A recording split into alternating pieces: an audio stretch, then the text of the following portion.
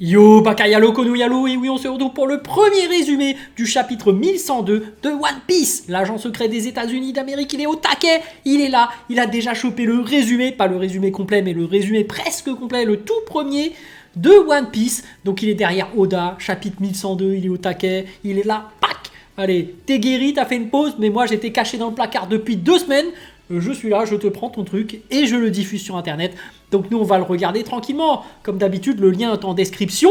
Donc je le prends directement sur un tweetos. Mais avant de commencer, bien évidemment, mon manga, Wolfius, qui sort le 31 janvier 2024, que je fais en partenariat avec Sabri, le dessinateur. Donc n'hésite pas à le noter sur ton agenda. Oui, j'arrête pas de le répéter, donc tu as intérêt à être là. Parce que en plus c'est gratuit, c'est légal, tout est permis. Donc tu pourras aller directement sur Manga Drafté, taper Wolfus et regarder ce manga incroyable. Tout comme tu regardes le chapitre de One Piece. Mais là on va parler du résumé de One Piece. Allez hop, c'est parti, let's go. On va regarder ce qu'il a fait. Hop. L'agent secret des États-Unis d'Amérique, il est là, il est chaud. One Piece Spoiler 1102, voilà. Le chapitre qui s'intitule La vie de Kuma. Alors, ça fait un moment qu'on nous parle de sa vie, de ses flashbacks là, ça suffit.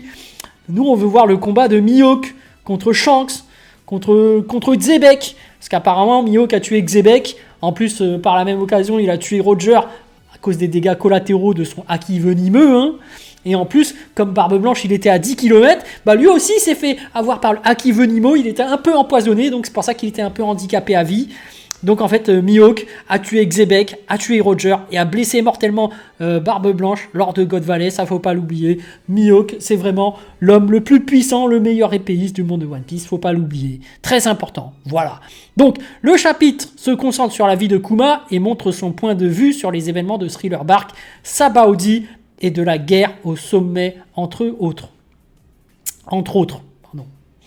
Avant qu'il n'envoie Luffy et son équipage en l'air, on voit Kuma dire que Luffy est le seul qui sauvera le monde, mais qu'il est arrivé trop tôt.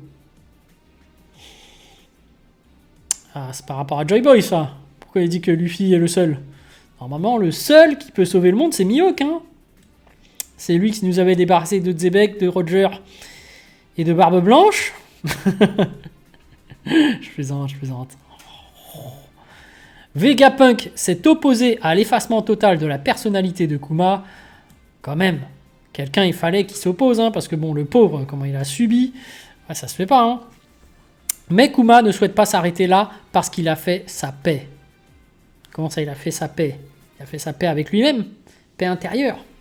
En gros, il voulait rester en paix avec lui-même, donc il a fait cet effacement pour le bien de sa fille, quoi. Enfin bref, mais après Vegapunk c'est quand même l'homme le plus intelligent du monde, c'est l'équivalent d'Einstein. Il aurait pu faire quelque chose, mais si jamais ça se passe mal, d'un point de vue de physique, il tient pas. Hein. Saturne, il le dégage Vegapunk. Il fait mais casse-toi. Donc en vrai, est-il capable de négocier Vegapunk? Moi je crois pas. Hein. Vegapunk décide de mettre les souvenirs de Kuma dans la bulle Popo qu'on a vu avant Egghead. Bah oui, pour Bonnet, mais oui. Kuma a donné un dernier message à Vegapunk à transmettre à Bonnet. Vegapunk devait lui dire joyeux 10e anniversaire de Kuma. Fin de chapitre, le flashback de Kuma est terminé.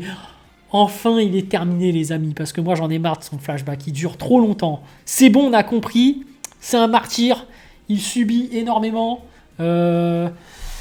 C'est très compliqué pour lui, il tient beaucoup à sa fille et le gouvernement mondial c'est vraiment des ordures, ils mettent vraiment l'accent sur le fait que le gouvernement mondial chope ses lettres, il l'empêche de l'avoir, ils font tout pour le faire chier, mais Kuma il continue à vouloir se sacrifier et finalement moi j'ai l'impression que l'auteur fait en sorte que tu détestes vraiment les dragons célestes et le gouvernement mondial pour qu'ensuite on leur mette une rouste.